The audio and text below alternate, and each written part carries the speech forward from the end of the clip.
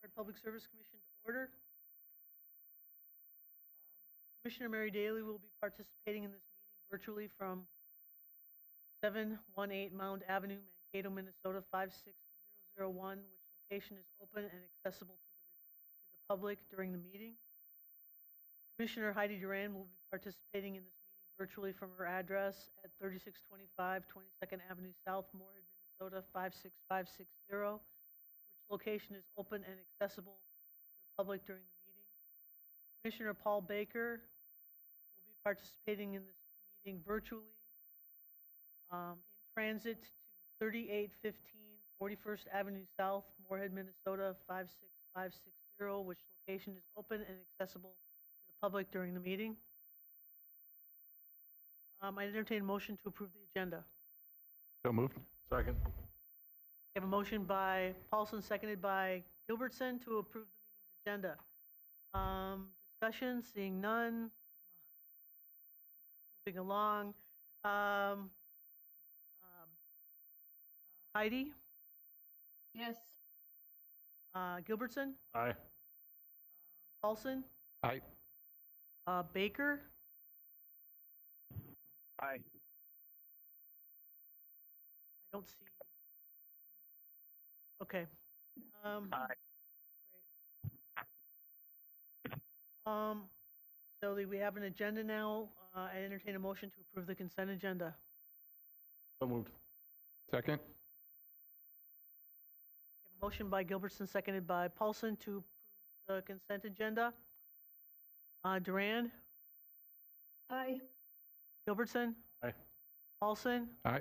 Baker? Aye. Thompson, aye. And I forgot to read the notification of how customers can be heard. The Moorhead Public Service Commission welcomes and encourages customer input on issues listed on the agenda or of general water, electric, utility interest, time and commission permitting. Speakers are limited to 3-minute presentations. Customers wishing to address the commission regarding a specific agenda item will be afforded an opportunity during the discussion of that item. Customers wishing to speak on matters not listed on the agenda will be given the opportunity to do so under the heading Customers to be Heard / Recognitions. Each person requesting the opportunity to speak is asked to fill out a request to speak form located in the back of the room and present it to the administrative assistant in attendance at the meeting. Any follow-up or feedback will be done by email on anything that cannot be resolved that evening. I don't believe there's any customers to be heard. Moving on to recognitions, Mr. Schmidt. Just that we have a new commissioner, Paul Baker. He is replacing Sebastian McDougall. Fortunately, he couldn't be here tonight, so he's on virtually. We will provide him that opportunity at our next meeting. Great. Old business? Anybody have any old business? Okay. Moving on to reports, City Council. Yeah, so we just came out today. The groundbreaking for the 11th Street Railroad Underpass is March 23rd. Okay, great. They're going to start work at the site March 20th. Okay, great. Thank you. Public Service Commission? No. General Manager's Report, Mr. Schmidt. Yeah, we've got a couple items on the general manager's report. Item 2, MPS participated in a food drive with the Dorothy Day Food Pantry. Between the 4th and the 15th of December, we provided 220 pounds from MPS employees to the food pantry. I'm going to have Mark Moylan come up, give an update on the bond sale.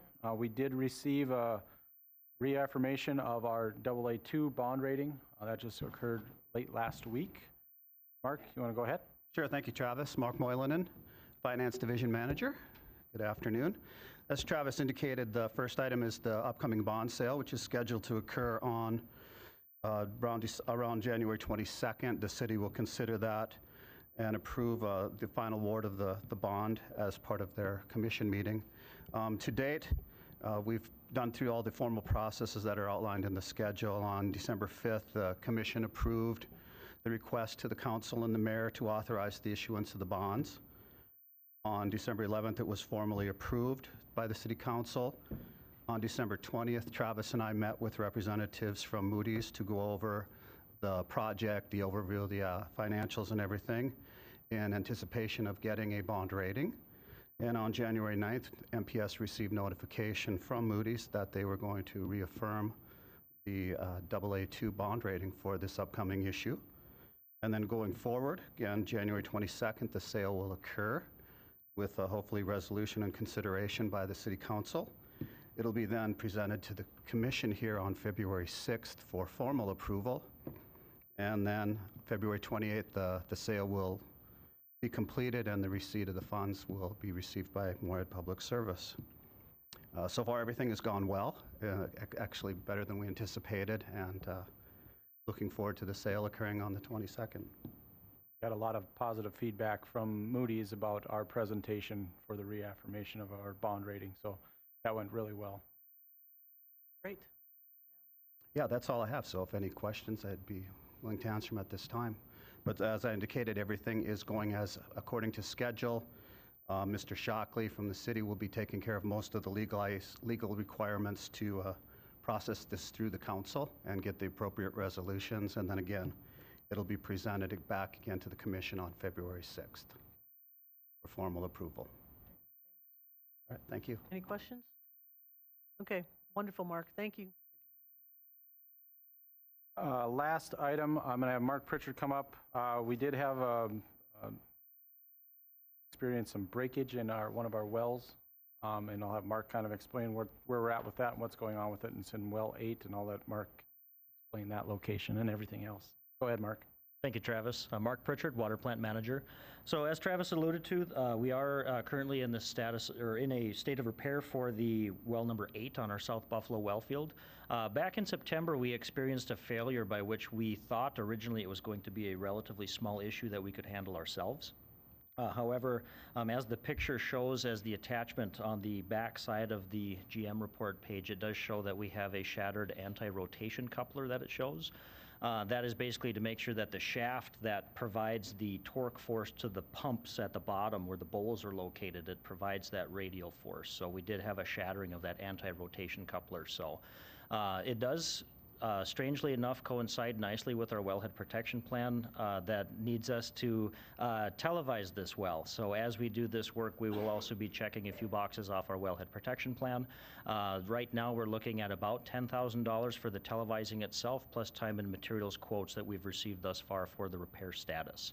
So we will be checking the shaft, the spider bearings, the bowls. We'll get, of course, a new anti-rotation couplers. We are happy to say that the motor that is attached to this from 1948 is still serviceable. So we are going to keep that thing going because they don't make them like they used to. So as we have any other updates or other unique things to share about the well as we rehabilitate it, we'll bring that to the commission.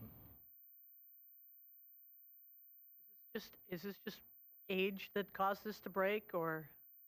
Possibly. It is a well field that goes back to 1948, so we do have some legacy equipment out there. So far, they have been very robust for us. We're hoping that this one isn't a complete rebuild. If it is, of course, we do have that quote structure in place for time and materials to get that repair work done. And we do have $45,000 in the budget annually for well maintenance and repair. As we go forward, we'll probably get close to that cap, but we'll have to see what we get as we open things up. We do have level sensors that we'll need to repair. We did have about 20 feet of our cable get cut, so that means that something might have severed, might have gotten wrapped around the shaft. We'll have to see when we open things up. Great, thanks. Any questions? All right, thank you. Thank you. Anything else, Mr. Schmidt? That is it, Madam Chair. Great. I entertain a motion to accept the general manager's report. So moved. Second. A motion by Paulson, seconded by Gilbertson to accept the general manager's report. So, any further discussion on any of these items? We'll go down the line. Gilbertson, Paulson. Aye. Durand, Yes. Baker, Aye. Thompson, aye. Okay, item number 9, Advertisement for bids. Yep. Typically, we don't put this, we have this on consent. With Commissioner Baker coming on board, we're going to take some stuff off consent for the next few meetings just to get him comfortable with our meetings and process and things like that, so he understands a little bit more. Again, this is the distribution piping fittings. I'll have Jake speak to the agenda item. Go ahead, Jake. Thank you, Travis. Jake Long, Water Distribution Manager. As Travis mentioned, this item is the item on this agenda is an annual purchase for the 2024 water distribution materials. These materials will be used for all of MPS's self-performed water main replacement projects, along with all of the annual maintenance for water main breaks, service breaks, valves, and hydrants repair projects. So for the past several years, this project's been quoted recently to all the water material distributors in the Fargo-Moorhead area. Due to this year's estimated price of materials exceeding the state bidding requirements, this project must be competitively bid. MPS staff estimates the total price for the purchase of materials to be approximately $285,000. And yeah, we're just looking for the commission to approve the specifications and authorize ad for bids. I'll take any questions at this time. Questions? Kind of an aggressive replacement schedule. 1.70, that's higher than normal. Yeah, last year we were right around that same footage. The coordinated projects with the city of Moorhead, they've added a couple this year, so they're all in areas of water main replacement, and we're trying to keep up with that since the street's going to be mill and overlaid or fully reconstructed. So that's the reason for the added water main replacement, but it's going for a good cause. Great. Any other questions? If not, I'll entertain a motion.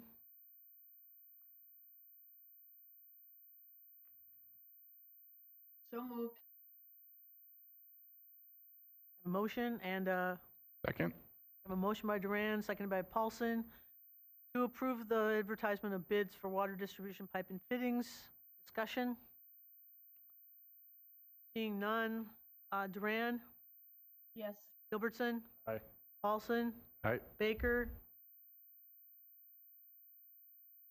Aye. Thompson, aye. I don't know if I said thank you, Jake, but thank you. Item number 10, task order number 8. Sure. I'll have Mark Pritchard come up and speak to this. Again, this is really regarding lead and copper rule revisions that are currently going on. I'll let Mark kind of speak to this. Again, this is to change some of our water plant processes. Go ahead, Mark. Thank you, Travis. Mark Pritchard, Water Plant Manager. As Travis had mentioned, this is part of what Moorhead Public Service is doing in coordination with Jake's distribution team to make sure that we are going to be ready for the revised lead and copper rule revisions to be implemented on October the 16th, 2024. So for years, the existing lead and copper rule has been meant to minimize lead and dissolved metal exposure within distribution systems. Primarily, that happens when stagnant water sits within a service line made of lead. One of the things that Moorhead Public Service Water Plant does to prevent that type of a leaching phenomenon from taking place is we add a very small amount of what's called a polymetaphosphate in the water to make sure that it basically makes a physical barrier that separates the interior lining of the pipe with the water itself being carried. So it prevents that corrosion from taking place. It's one of several different items that we take care of at the plant to make sure that corrosion is minimized. Again, to this point in time, we've used a polymetaphosphate. With the rule changes that are taking place here later on in 2024, the Department of Health is going to mandate that we use what's called an orthophosphate. It's basically the same family of phosphates, it's just a shorter chain. So it's a little bit structurally different, but it provides some of the same benefits that we see now. It's just a new, better way to go about adding it. So we're looking at implementing it with a pretty small retrofit at the end of the day to the water plant, and we're hopeful to have it done well in advance of the October deadline so that we can do a little bit of testing, make sure that everything works well, and that we are on schedule for that October deadline.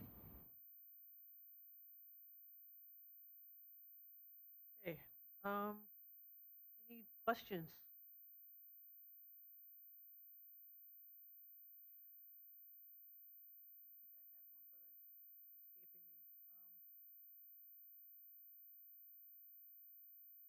Is there any change in cost? These two? Talking operationally Yeah. or, okay. Right. There will be a small increase in cost. We're talking maybe a few $1,000s annually over the course of treating about 1.6 billion gallons of water. So, gallon for gallon, we're looking at less than a cent per gallon. So it's a very modest change to take care of a lot of corrosion inhibition out in the distribution system. So rather insignificant. Yes. Okay, good, thanks. Any other questions? Okay, I'd entertain a motion. So moved. Second? Motion by Gilbertson, seconded by Paulson, to approve task order number 8. Any further discussion? Seeing none. Gilbertson? Aye. Paulson? Aye. Duran? Yes. Baker? Aye. Thompson, yes. Okay. Number 11, approve 2024. Sure, I'll try to handle most of this. Mark Moylan did a lot of the heavy lifting.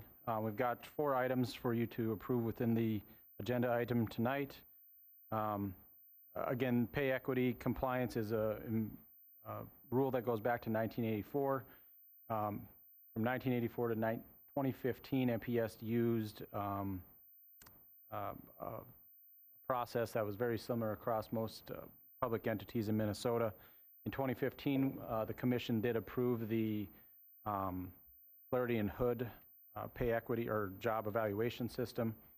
And since that time, we've been using that on an every 3-year basis. So every 3 years, we have to provide compliance to the state of Minnesota, to the management, or Minnesota Management and Budget Office. Along with that, Flaherty and Hood also provides us assistance in putting this together as well. So we work closely with Flaherty and Hood to make sure we fill out all the forms correctly so that they can be submitted. Again, those reports are provided to you tonight. Upon approval by the commission tonight, management will then go ahead and submit it. The chairperson does have to execute the pay equity report as well too. Overall, we are in goods based on the preliminary review of this. We meet the criteria that are part of the pay equity compliance. We have to have, in 2 areas, we got to have greater than 80, I'll say percent. In 2 of those areas, we meet that 84.62 and 95.93. We're up a little bit from the last one that we did, so we're moving in the right direction.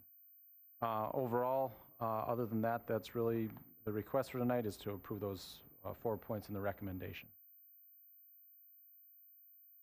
Any questions about this?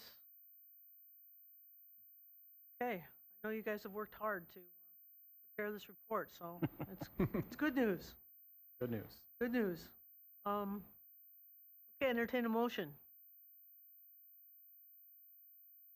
So moved. Second. A motion by Duran, seconded by Gilbertson, to approve the 2024 pay equity report. Discussion? Hearing none. Gilbertson? Aye. Paulson? Aye. Duran? Yes. Baker? Aye. Thompson? Aye. Okay. That has passed. We're not closing the meeting for executive session, and that leaves upcoming meetings, and it looks like from the timetable that was listed in that other action item that we'll have to meet on the 6th. Is that correct? Okay, so put that on your calendars. And entertain a motion to adjourn. So moved? Second. Second. A motion by Paulson, seconded by Gilbertson, to adjourn the meeting. All, Gilbertson. Paulson. Aye. Duran. Yes. Baker. Aye. Thompson. Meeting's adjourned. Thank you all for coming. Have a nice rest of your evening. Try to stay warm.